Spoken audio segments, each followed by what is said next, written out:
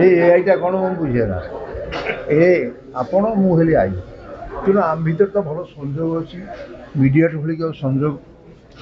ସ୍ଥାପନ କରିବା ଏହି ଏକମାତ୍ର ଆଜି ଯେଉଁଭଳି ରେଡ଼ି ସଭାଟି ହେଲା ସେଇଟା ସେ ଡିପିନ୍ କରିଥିଲା ବମ୍ବେରୁ ଆସିକି ତାର ବନ୍ଧୁ ବି ଗୋଟେ ଅଛି ଆଉ କିଛି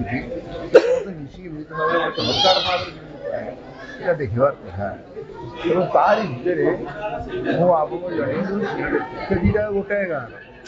ମୁଖ୍ୟମନ୍ତ୍ରୀଙ୍କ ଯେଉଁ ଗାଁ ସେ ଯେ କରିଛନ୍ତି ଉଦ୍ଧତ ନାଗରିକ ସେଇ ଗାଁ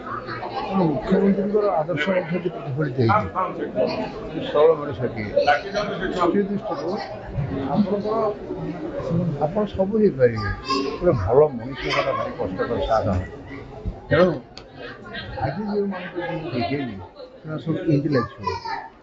ମୁଁ ଆସିଲି ଯେଉଁ ଛାଡ଼ି ଦେଉନାହାନ୍ତି ମୋର ଆଉ ଗୋଟେ ସଭା